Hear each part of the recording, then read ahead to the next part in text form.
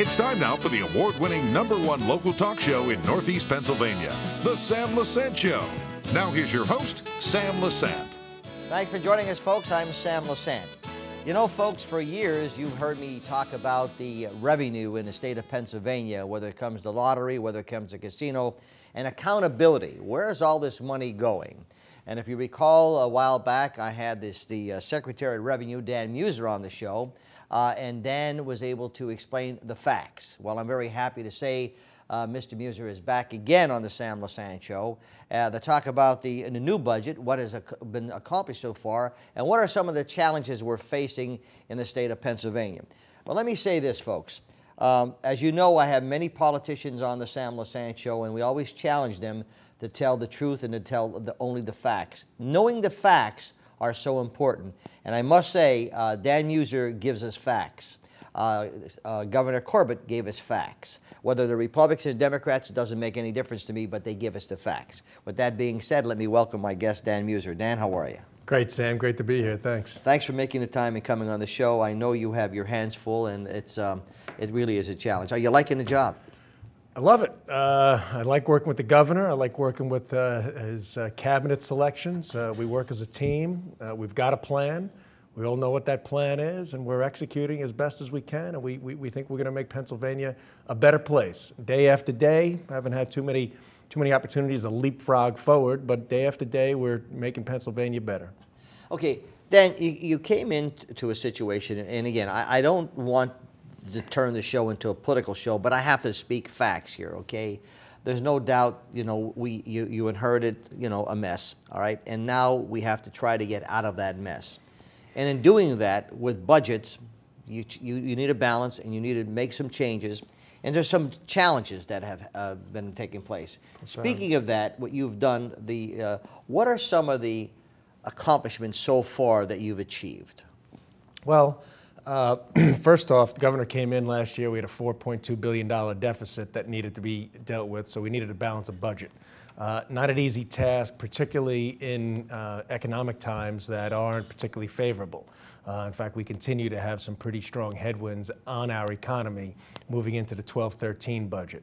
So what we've had to do was, in the face of increased funding requirements and a challenging economy, we needed to allocate the funding properly and assure that the right programs were being funded, and those that could be reduced were in fact reduced. So that's, to a large degree, one of the most important aspects of what we've been doing. But on the same note, we've had growth initiatives in place. It's very important, rather than trying to cut your way into prosperity. It doesn't work. You reduce your spending in order to certainly live within our means and be fiscally responsible. But the governor also has other initiatives and where we work on with him to move Pennsylvania forward and to be the most competitive state to do business possible. We've reduced the capital stock and franchise tax, continuing that phase out, tort reform, property tax reform, to name a few measures. Recently a natural gas bill, an energy jobs bill was passed. When you're looking at the challenges that you had with the budget, there have been some areas that there's cuts being made, and of course you need a balance. You need to do what you can with the money that you have coming in. We talked about the revenue from the lotteries and the casinos, which you clearly explained to us. And as I can see from the commercials where the money is going, helping our seniors, I think that's extremely effective. And I applaud you for doing those commercials, because really people are beginning to see that. So you don't mind buying those lottery tickets. You don't mind going to the casinos, because you know we're getting that money. Glad to hear you say that. Well, it's a fact. I mean, and I've always been, as you know, that was like one of my pet peeves. Where's the money going? Well, you come in there and you say, well, here it is, okay? Now, looking at taking the Revenue Department, as I'm looking at your outline here, we're talking about good to great, okay, from 2011 to 2012. You have increased efficiencies, okay? And let's talk about this 5-point plan you have. In the increased efficiencies, what areas are you going to be working with? Well, we're implementing a number of e-initiatives, for instance, whereby people would receive paper copies of different tax booklets and notices. We're putting most things, sending them and communicating electronically, saving millions, literally millions. We have reduced our complement, that's government term for headcount, from 27 when I entered. We now have under 2,000 employees at the Department of Revenue, all reduced via attrition, those people retiring. And I guarantee you, even with that level of decreases, which equate to in the neighborhood of about $6 million, we are improving services for taxpayers. We're able to do it. Unfortunately, some of my private business experience has given me the knowledge and the experiences to get some of those things done. And of course, it's part of the governor's directive for all agencies. We certainly have other plans. We've got some. One thing about government, it's good and bad. Businesses 12 years ago 15 years ago, began getting into the information age and the IT age with advanced IT systems. Governments lagged terribly behind. So we now are going to help, we're going to catch up. And by doing that, we're finding tremendous savings within the Department of Revenue and other agencies. We're working on an internet agency basis to use e-commerce and so forth and integrated systems in order to lower the cost of doing business and be more productive. One of the things the governor campaigned on, one of the many things, it says all the vehicles. There was too many vehicles. And it looks like he's accomplished that. You guys have accomplished that. Oh yeah, we've reduced, I think we're down at least 22, 23, maybe 24 vehicles at the Department of Revenue. And there's certainly savings behind that. And we're making everybody just get it and understand what needs to be done. We need to be on board with what our governor's plans are, because if we reduce in the areas that we can, very simply, it'll mean better government and more funding and more services for the things that are truly important for the Commonwealth and for taxpayers. In your private business, as in my business or anybody who has a business, you always need accountability, okay? And you're looking at, what are the best ways to generate income and accountability. If you hire a person to do what they have to do, make sure they're doing their job. Mm-hmm. Unfortunately, throughout the years, well, if you had a government job, you just tons of waste. We hear it even today in the U.S. Congress, the billions of dollars that are being wasted. Here we come into the state of Pennsylvania now, and we're looking at accountability. Right. And when you take people like you, Dan, who had private business, you're running government like private business. Mm-hmm. Am I correct? Yes, to the best of my ability, yep. So that means to me that there is accountability in the different divisions. Certainly. We're working on it, we're expanding it, where, for instance, where there was one supervisor to 3 people, we're making that ratio minimally 1 to 6. We're certainly setting metrics every area that we can, and there's certainly many areas to measure the productivity, and talking with people regularly. One thing I will tell you, one of the best surprises about going into the public sector was the people. We've got experienced people, qualified people, dedicated people, not all, but enough to get the job done, and they want to do the job well. They want some of their ideas to be implemented. They want some of these things that don't make sense to be removed from the equation, and we're doing it. And we're engaged with our employees, and they're frankly excited about it. Folks, I'm talking to Dan Meuser. He is the Secretary of Revenue. Folks, he has the money.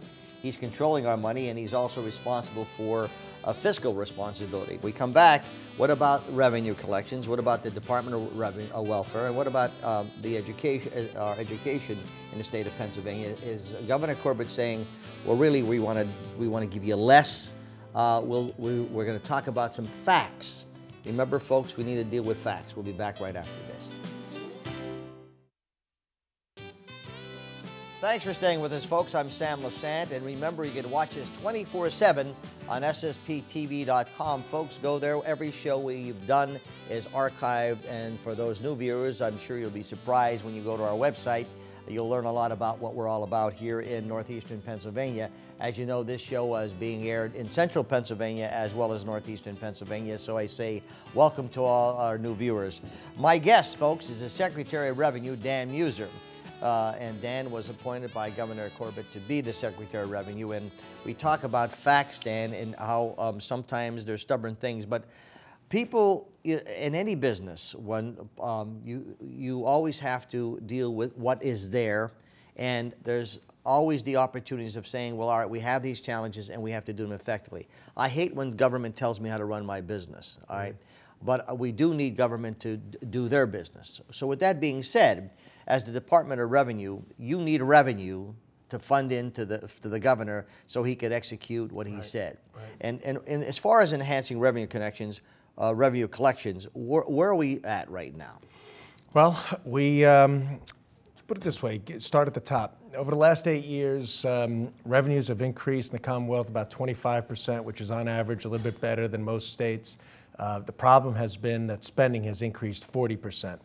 15% of our overall $27 billion and change general fund was the $4.2 billion deficit that the governor has faced. Revenue projections for 12-13, the fiscal year 12-13, are actually the highest level of projections ever the Commonwealth will receive if we hit estimates. So revenues are, look, they're challenged. We're looking at about a 2.7% increase for next year. We wish we were closer to a 4% increase, but we're not. The economy, we're looking at a GDP growth this year of 2.1%.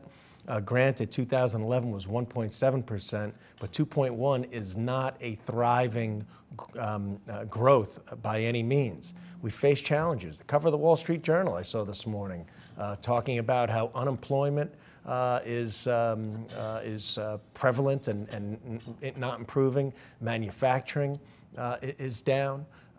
Housing continues to be an issue, and we're seeing it in the tax remittances. Now, I will say, we just had a pretty good March, we believe we'll have a decent April, as tax day was just April 17th. So some of our deficit that we are in, it will be somewhat improved from where we thought we were heading, but it's uncertain at best. It's a subdued recovery at best, and we have these continued challenges. While we have the challenges of increased spending needs. We've got over $1 billion in mandated spending increases for the 12-13 budget versus the 11-12 budget just before you even say go. $1 billion of added expenses are required in this budget from versus 11-12. So the first $1 billion extra we have in revenues has got to go towards just those mandated increases. So help me out with this, okay? I'm sitting out there and people are listening to, expenses, but here's what they're thinking. Because my own family, I'll have you on and say, well, Sammy, we got the casinos, we have the lotteries, and we see these billions of dollars that they're buying all this stuff. We have the Marcellus Shale. I mean, why we should be making a lot of money? Yeah. Marcellus Shale, regular taxes from the companies that work immediately in drilling for the natural gas remitted last year almost $500 million in corporate taxes. The governor did institute this impact fee, which in the end will raise about $180 million or such. The casinos, as you mentioned, $1 billion in plus in tax revenues, more than any other state in tax revenues, second only to Nevada in gross revenues. So certainly the number of, and as I stated, our overall revenues for the general fund will be higher next year by 2.7%. Yet, the spending requirements continue to outpace. I'll give you, for instance, Department of Public Welfare. Look, over the last 8 years, it's gone up approximately 8% a year, so about 64% over the last 8 years, a little bit more than that. Education spending has gone up a little over 50% over that same time period. Between education and DPW, Department of Public Welfare, that's 80% of the budget. Corrections is another 9 or 10. Transportation and infrastructure is another 2.5. That leaves 7%, 7.5% for everything else. So the increases in the Department of Welfare, for instance, need to be lowered. And we've got a Secretary of Welfare that's working on that. In fact, has a plan for reducing the $800 million in mandated increases by $500 million. Significant. Through eligibility requirements, audits, technology, and the like. And just to give you, for instance, of where things are with welfare, 20 years ago, it was 3 workers to every person on welfare. 10 years ago, check that. 20 years ago, it was 4 workers for 1 person on welfare. 10 years ago, 3 to 1. Today, it's 2 to 1.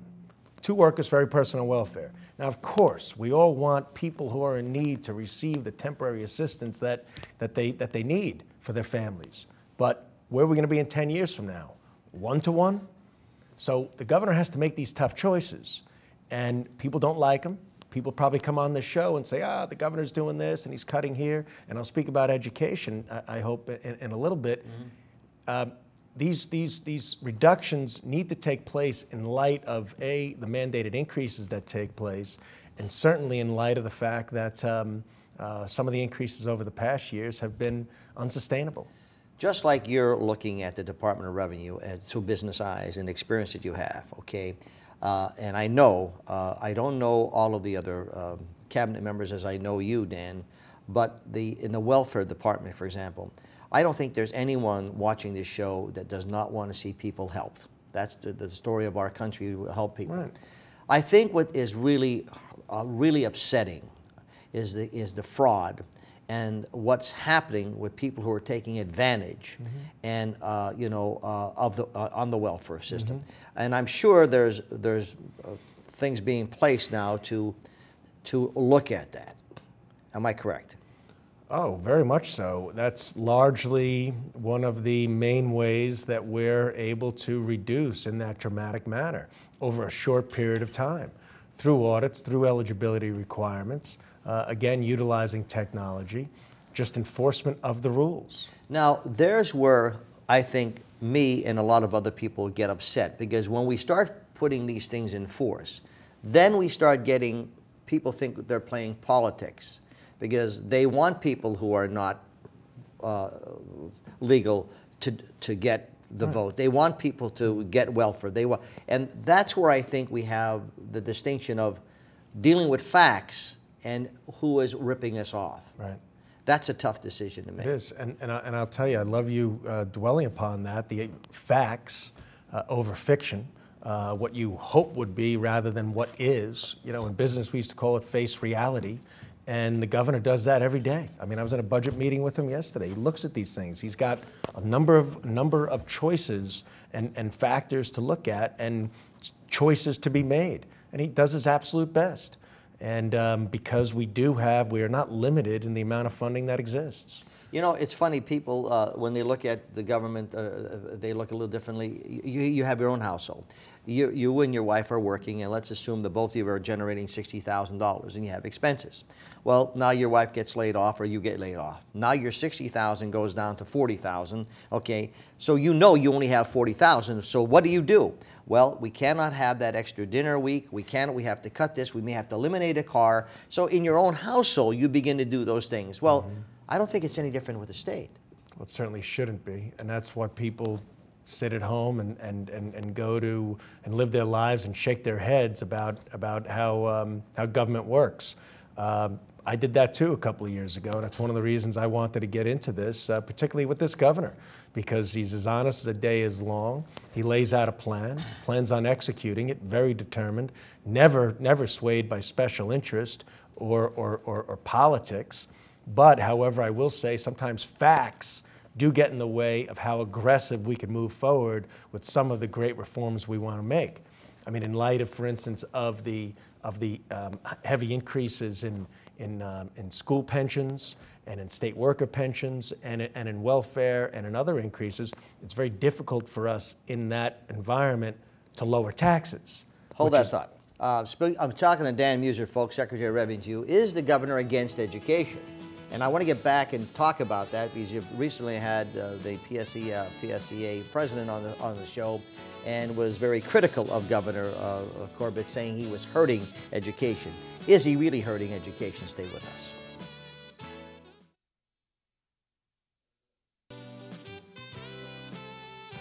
Thanks for staying with us, folks. I'm Sam Lesante. You're watching us here on your broadcast station or cable station, also 24/7 on ssptv.com. My guest today, the Secretary of Revenue, Dan Meuser. Dan, when we had the president of the PSEA on the show, he had talked about how Governor Corbett's hurting education and where the budget. What are some of the facts here? Well, a popular misconception is that the governor reduced basic education funding. It's a complete inaccurate statement to make. It's contrary to the facts. The facts are that over the last 8 years, spending for basic education funding has gone up close to 50%. Over the last 2 years, prior to the governor arriving in Harrisburg, there was a significant amount of money taken from stimulus dollars, from the federal stimulus dollars, that was earmarked for shovel-ready projects, but it was used towards basic education funding. All well and good. This took the basic education funding budget up from $5.226 billion up somewhere in the neighborhood of 5.75, something of that nature, about 500 million plus each year from 9-10 to, or from 8-9 to 9-10. The governor came in with a $4.2 billion deficit, looked at the level of spending, saw we had no longer had these stimulus dollars that accounted for $600 million of the basic education funding. So what he thought was quite reasonable was to go back to the 08-09 levels of spending, which were the highest levels of general fund spending ever in the Commonwealth, which was $5.226 billion, and he said that should be our number for the 11-12 budget. So at the highest levels ever, again, stimulus dollars aren't there. We then increased it to another $100 million. And moving into 12-13, it's going to go up another $20 million. So the fact is that the governor has increased the level of funding for schools, and for good reason, Governor believes so strongly in education. He will be, results will speak for themselves in the end, very much of an education governor. He does not talk about job creation and economic recovery without including education in that formula. Tax reform, regulatory, education reform, it's that important. It drives him crazy that 40% of our college graduates leave the state and don't have the right jobs here. Ultimately, the governor's about economic prosperity, but that primarily comes from job creation. And by having good, educated students that are qualified to fill these jobs, particularly if we get a bit of an economic upswing, which we're hoping for, that's crucial for families and to the overall prosperity of the Commonwealth, and will deliver the type of added revenues that we'd like to see. I said that we have a minute left. I've always said that I don't know why government always punishes the small businessman where we're out here creating the jobs. And I think when you're looking at the competitive business and job creation environment, by improving the business tax structure, once we create more jobs, it automatically takes its course. About a minute left. What do you want to tell the viewers about what's happening now as far as the new budget that we're looking at? 2012 to 2013. I can tell you this, the governor is taking every dollar very seriously. We're looking at where projections are. He wants to assure that the right programs where the most need is necessary receive those funds. I know there are people that bring up a few different things where there's 3% reductions, 5% reductions to the state-related schools. Their overall budget is cut by 1.8%. Look, we are in difficult economic times. Our revenues are sustaining, although challenged. Spending has been well beyond that.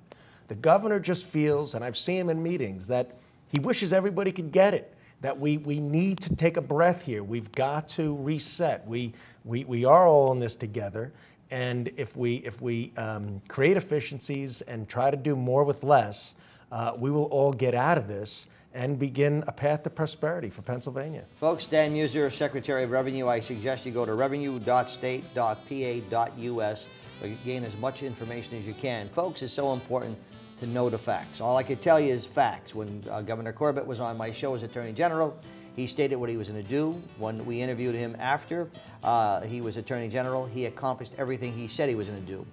He stated what he was going to do as governor, and he's in the process of doing that. And thank God we have people like Dan Meuser, and I'm not saying him because he's here, but people are going on there who have a purpose and we're honest.